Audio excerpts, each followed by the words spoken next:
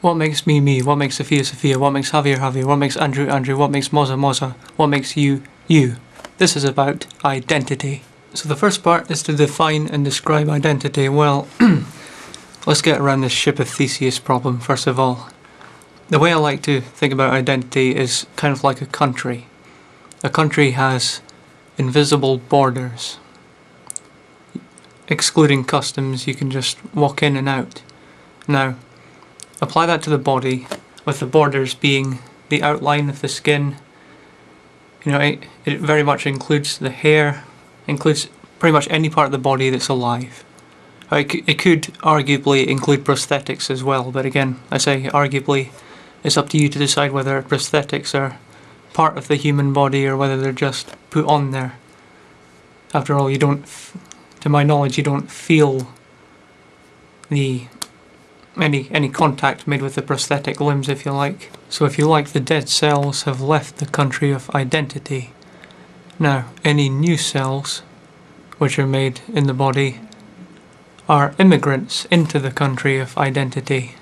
That way you get around the whole ship of Theseus problem, because identity then becomes the changing human body. It accounts for the changes. Now, I did a bit of research. That research told me that brain cells that die do not get replaced. I don't know to what extent this is true. There was someone saying it was just the brain. There was some saying it was the brain and the heart. And there were some saying that all cells replicate. All cells can be replaced. The most credible sources said just the brain, so that's the one I'm going to go with here. You can challenge this, like I said. Now, Sofia said that she wanted to know why we're in a constant battle to define and describe ourselves. I'm not.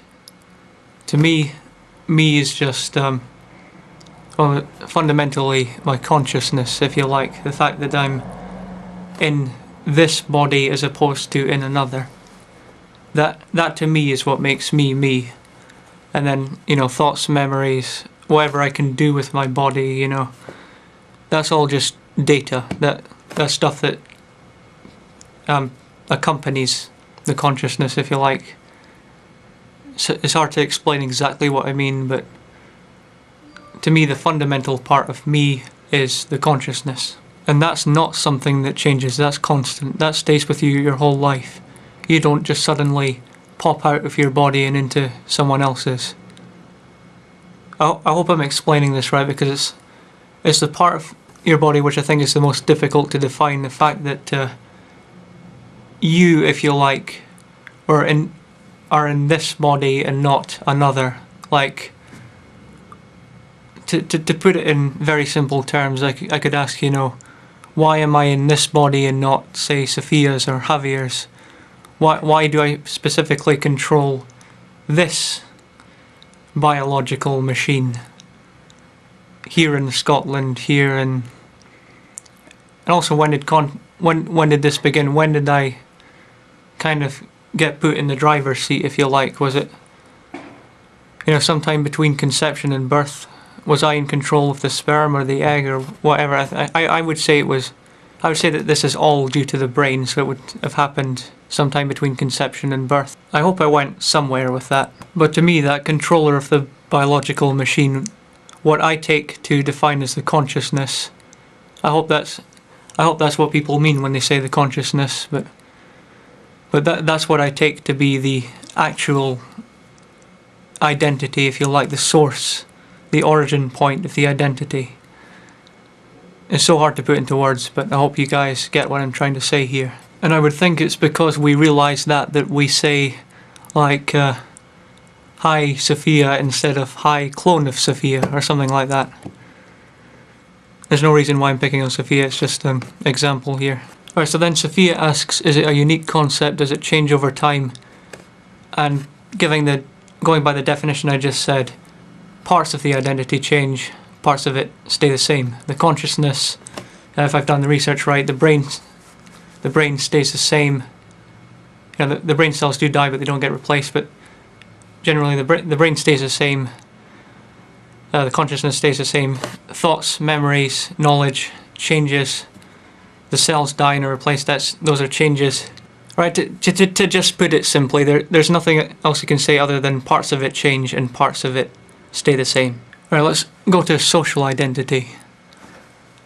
What do you guys see when you see me? Well, on the camera right now you can see my face. You know that there's a body attached to that, you just can't see it because I'm not going to move the camera to show you. But you know it's there.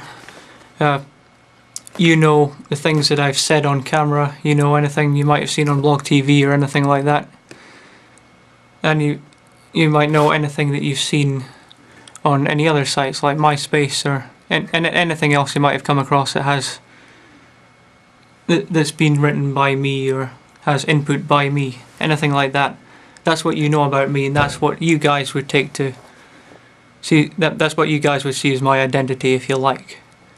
Now, over time, especially if you go from children to, child to adult, personalities change, thoughts change.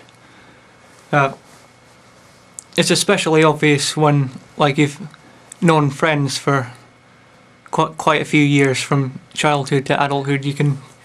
The differences are so obvious once you think about them. So with that in mind, Sofia's final question: how important is it to have an identity in society? How does it affect our personal life? Right, to answer this question, I've lost count of the number of times I've tried already, but stereotypes. People tend to, conform to stereotypes, but I think there's a possible reason for that. It's so that they can fit in. If there's already a kind of identity they can conform to, then they know who they're going to be liked by or not liked by.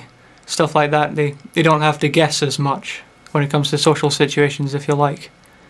I mean, I could be talking complete crap here. I'm really not good in social situations, but whatever. When it comes to actually forming an original identity, there's a lot more risk. You don't know. Unless you're a brilliant psychologist, you don't know who it's going to, who's going to end up liking you, who's going to end up hating you. What's going to become of this identity. In terms of how important it is to have an identity in society, well, it really depends on what we're talking about here. Are we talking about an original identity or, just an identity in general? But it seems like in order to get on in this society, like with employers want to see this kind of confident guy who's devoted to, doing work, devoted to working for them, and, I think people call it a type A personality and stuff like that. And, one of the many reasons why I don't like the system, they just expect you to conform to this one identity, which means that you're going to end up, lying in interviews and stuff like that. So I hope my thoughts have been of some benefit to this discussion. I think I was just rambling for possibly more than 10 minutes. I'm sorry if I've gone over, but I'm going to stop it now. Thank you for the question, Sofia. Goodbye.